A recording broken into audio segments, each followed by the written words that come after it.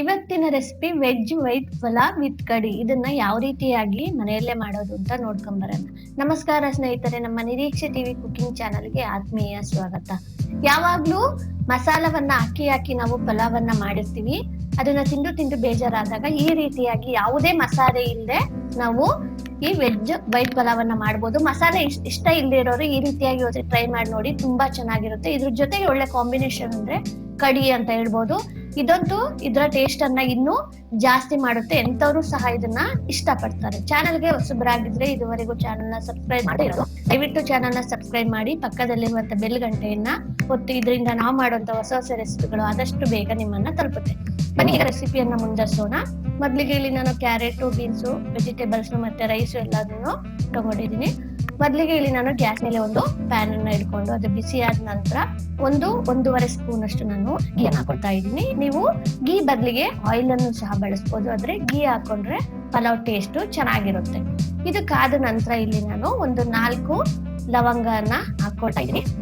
ನಂತರ 1 ಏಲಕ್ಕಿ ಮತ್ತೆ 1 ಇಂಚಷ್ಟು ಚಕ್ಕೆಯನ್ನು ಹಾಕೊಂಡು ಇದನ್ನ ಚೆನ್ನಾಗಿ ಈ ರೀತಿ ಫ್ರೈ ಮಾಡ್ಕೊಳ್ತೀನಿ ತುಪ್ಪದಲ್ಲಿ. ನಂತರ ನಾನಿಲ್ಲಿ ದ್ರಾಕ್ಷಿ ಮತ್ತು ಗೋಡಂಬಿಯನ್ನು ಸಹ ತಗೊಂಡಿದ್ದೀನಿ. ಅದನ್ನು ಹಾಕೊಂಡ್ಬಿಟ್ಟು ಚೆನ್ನಾಗಿ ಫ್ರೈ ಮಾಡ್ಕೊಳ್ತೀನಿ. ಈ ರೀತಿ ಫ್ರೈ ಆದ ನಂತರ ನಾನಿಲ್ಲಿ ವೆಜಿಟೇಬಲ್ಸ್ ನ ತಗೊಂಡಿದ್ದೀನಿ. ಇಲ್ಲಿ ನಾನು ಕ್ಯಾರೆಟ್, ಬೀನ್ಸು, ಆಲೂಗೆಡ್ಡೆ ಮತ್ತೆ ಗೋಬಿ, ಬಟಾಣಿ ಎಲ್ಲವನ್ನೂ ತಗೊಂಡಿದ್ದೀನಿ. ಒಂದೊಂದಾಗಿ ನಾನು ಎಲ್ಲವನ್ನು ಹಾಕೊಂಡ್ಬಿಟ್ಟು ಚೆನ್ನಾಗಿ ಫ್ರೈ ಮಾಡ್ಕೊಳ್ತೀನಿ. ಕ್ರಂಚಿ ಆಗ್ಬೇಕು ಆ ರೀತಿಯಾಗಿ ನಾನು ಇದನ್ನ 2-3 ನಿಮಿಷಗಳ ಕಾಲ ಫ್ರೈ ಮಾಡ್ಕೊಳ್ತೀನಿ. ಇದು ಮೇಲಿಂದ ಕ್ರಂಚಿ ಮತ್ತು ಒಳಗಡೆ ಸಾಫ್ಟ್ ಆಗುತ್ತೆ. ಆ ರೀತಿಯಾಗಿ ನಾವು ಇದನ್ನ 2-3 ನಿಮಿಷ ಚೆನ್ನಾಗಿ ಫ್ರೈ ಮಾಡ್ಕೊಳ್ಬೇಕು. ಇವಾಗ ಬಟಾಣಿ ಸೀಸನ್ ಆಗಿರೋದ್ರಿಂದ ಬಟಾಣಿ ಎಷ್ಟೊಂದು ಸಿಗುತ್ತಲ್ಲ, ಅದರಿಂದ ಇಲ್ಲಿ ನಾನು ಬಟಾಣಿಯನ್ನು ಸಹ ಬಳಸ್ಕೊಂಡಿದ್ದೀನಿ. 1 ಬಟ್ಲಷ್ಟು ಬಟಾಣಿಯನ್ನು ಹಾಕೊಂಡ್ಬಿಟ್ಟು ಚೆನ್ನಾಗಿ ಫ್ರೈ ಮಾಡ್ಕೊಳ್ತೀನಿ. ಈ ರೀತಿಯಾಗಿ 2-3 ನಿಮಿಷಗಳ ಕಾಲ ಇದನ್ನ ಫ್ರೈ ಮಾಡ್ಕೊಳ್ತೀನಿ. ಸ್ವಲ್ಪ ಮೆತ್ತಗಾಗುತ್ತೆ. ಆ ರೀತಿಯಾಗಿ ನಾವು ತುಪ್ಪದಲ್ಲಿ ಫ್ರೈ ಮಾಡ್ಕೊಳ್ಬೇಕು. ನಂತರ ಇಲ್ಲಿ ನಾನು ಇದಕ್ಕೆ ಗ್ರೀನ್ ಚಿಲ್ಲಿ ಮತ್ತು ಶುಂಠಿಯನ್ನ ನಾನು ಚೆನ್ನಾಗಿ ಜಜ್ಕೊಂಡಿದ್ದೀನಿ. ಅದನ್ನು ಸಹ ಹಾಕೊಂಡ್ಬಿಟ್ಟು ನಾನು ಮತ್ತೆ ಇದನ್ನ ಒಂದ್ಸತಿ ಫ್ರೈ ಮಾಡ್ಕೊಳ್ತೀನಿ. ಶುಂಠಿ, ಗ್ರೀನ್ ಚಿಲ್ಲಿಯನ್ನು ಚೆನ್ನಾಗಿ ಜಜ್ಕೊಂಡಿದ್ದೀನಿ. ಅದನ್ನು ಹಾಕೊಂಡ್ಬಿಟ್ಟು ಚೆನ್ನಾಗಿ ಎಲ್ಲಾ ಕಡೆ ಮಿಕ್ಸ್ ಆಗೋ ರೀತಿಯಾಗಿ ಇದನ್ನ ಫ್ರೈ ಮಾಡ್ಕೊಳ್ತೀನಿ. ಈ ರೀತಿಯಾಗಿ ಮಿಕ್ಸ್ ಮಾಡ್ಕೊಂಡು ಚೆನ್ನಾಗಿ ಫ್ರೈ ಮಾಡಬೇಕು. ಈಗ ನಾನಿಲ್ಲಿ 1 ಲೋಟದಷ್ಟು ಅಕ್ಕಿಯನ್ನ ತಗೊಂಡಿದ್ದೆ. ಅದನ್ನ ಆಲ್ರೆಡಿ ತೊಳೆದಿಟ್ಕೊಂಡಿದ್ದೆ. ಅದನ್ನ ಹಾಕೊಂಡ್ಬಿಟ್ಟು 1 ಲೋಟ ಅಕ್ಕಿಗೆ 1-1.5 ಕಪ್ ಅಷ್ಟು ನೀರನ್ನ ಹಾಕೊಂಡ್ಬಿಟ್ಟು ಇದನ್ನ ಮತ್ತೆ ಚೆನ್ನಾಗಿ ಮಿಕ್ಸ್ ಮಾಡ್ಕೊಳ್ತೀನಿ. ನಂತರ ಇಲ್ಲಿ ನಾನು ರುಚಿಗೆ ತಕ್ಕಷ್ಟು ಉಪ್ಪನ್ನ ಹಾಕೊಳ್ತಾ ಇದ್ದೀನಿ. ನೀವು ನೋಡ್ಬಿಟ್ಟು ಉಪ್ಪನ್ನ ಹಾಕೊಳ್ಬೇಕು. ರುಚಿಗೆ ತಕ್ಕಷ್ಟು ಉಪ್ಪನ್ನ ಹಾಕೊಂಡ್ಬಿಟ್ಟು ಮತ್ತೆ ಇದನ್ನ ಚೆನ್ನಾಗಿ ಮಿಕ್ಸ್ ಮಾಡ್ಕೊಳ್ಬೇಕು. ಯಾಕೆಂದ್ರೆ ನಾವು ಹಾಕಿರೋದು ಉಪ್ಪು ಎಲ್ಲಾ ಕಡೆ ಚೆನ್ನಾಗಿ ಮಿಕ್ಸ್ ಆಗ್ಬೇಕಲ್ವಾ, ಅದರಿಂದ ಈ ರೀತಿಯಾಗಿ ಚೆನ್ನಾಗಿ ಮಿಕ್ಸ್ ಮಾಡ್ಕೊಂಡು 7-8 ನಿಮಿಷಗಳ ಕಾಲ ಇದನ್ನ ಚೆನ್ನಾಗಿ ಬೇಯಿಸ್ಕೊಳ್ಬೇಕು. ಲಿಡ್ಡನ್ನ ಮುಚ್ಚಿಬಿಟ್ಟು 7-8 ನಿಮಿಷಗಳ ಕಾಲ ಬೇಯಿಸ್ಕೊಂಡ್ರೆ ಈ ವೈಟ್ ಪಲಾವು ರೆಡಿ ಆಯ್ತು ಅಂತಾನೆ ಹೇಳ್ಬೋದು.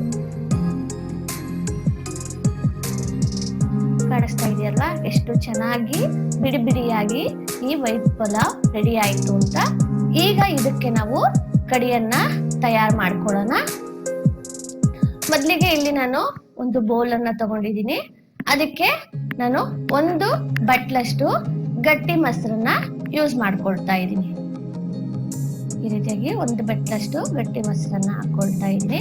ನಂತರ 2 ಸ್ಪೂನ್ ಅಷ್ಟು ಕಡಲೆ ಹಿಟ್ಟನ್ನ ಹಾಕೊಂಡ್ಬಿಟ್ಟು ಇದನ್ನ ಚೆನ್ನಾಗಿ ಮಿಕ್ಸ್ ಮಾಡ್ಕೊಳ್ತೀನಿ. ಅಂದ್ರೆ ಗಂಟಿರಬಾರ್ದು, ಆ ರೀತಿಯಾಗಿ ಇದನ್ನ ವಿಸ್ಕರ್ ಇಂದ ಚೆನ್ನಾಗಿ ನಾನು ಮಿಕ್ಸ್ ಮಾಡ್ಕೊಳ್ತೀನಿ.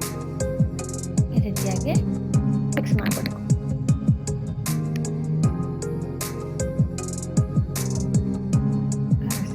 ನಂತರ ಇಲ್ಲಿ ನಾನು 1/2 ಸ್ಪೂನ್ ಅಷ್ಟು ಇಲ್ಲಿ ಶುಗರ್ ಅನ್ನ ಹಾಕೊಳ್ತಾ ಇದ್ದೀನಿ. ಶುಗರ್ ಹಾಕೊಳ್ಳೋದ್ರಿಂದ ಇದು ಟೇಸ್ಟ್ ಜಾಸ್ತಿ ಆಗುತ್ತೆ.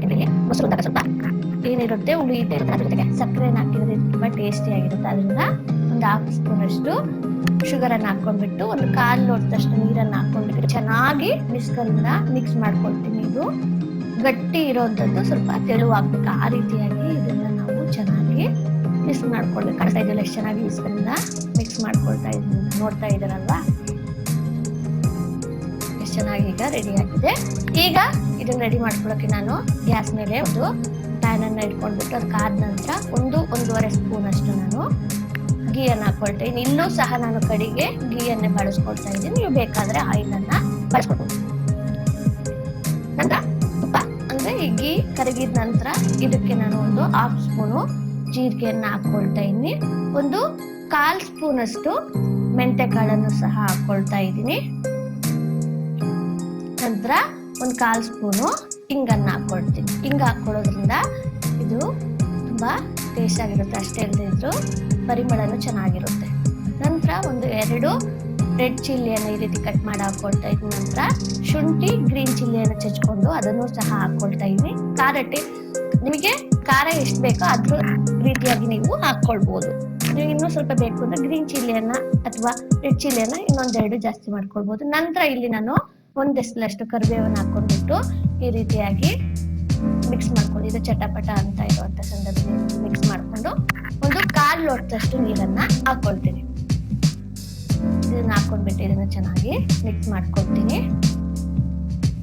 ಈ ರೀತಿ ಮಿಕ್ಸ್ ಮಾಡ್ಕೊಂಡ ನಂತರ ಇದು ಕುದಿಯಕ್ಕೆ ಶುರುವಾಗುತ್ತೆ. ಇದು ಕುದಿಯಕ್ಕೆ ಬಂದಾಗ ಇಲ್ಲಿ ನಾವು ಮಿಕ್ಸ್ ಮಾಡಿ ಇಟ್ಕೊಂಡಿರುವಂತಹ ಮೊಸರು ಕಡಲೆ ಹಿಟ್ಟಿನ ಮಿಶ್ರಣ ಇದೆಯಲ್ವಾ ಅದನ್ನ ಹಾಕೊಳ್ಬೇಕು.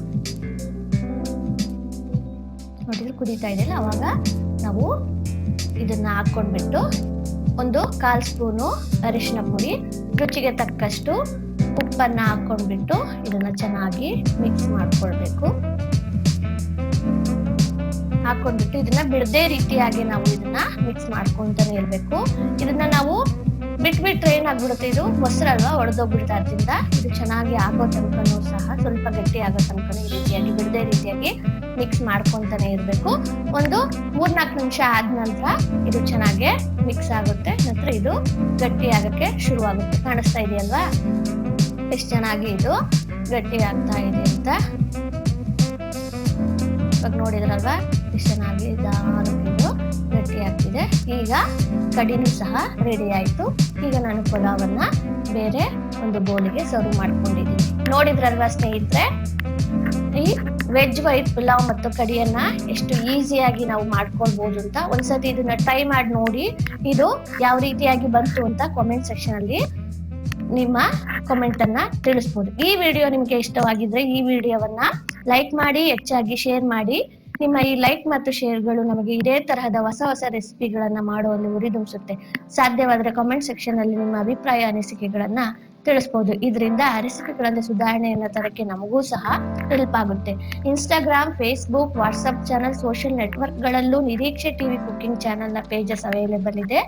ಅಲ್ಲೂ ಸಹ ನಮ್ಮನ್ನ ಬೆಂಬಲಿಸುವ ಮೂಲಕ ಸಪೋರ್ಟ್ ಮಾಡಬಹುದು. ಸರಿ ಸ್ನೇಹಿತರೆ, ಇದೇ ತರಹದ ಮತ್ತೊಂದು ಹೊಸ ರೆಸಿಪಿಯೊಂದಿಗೆ ಮತ್ತೆ ಸಿಗೋಣ. ನಮಸ್ಕಾರ.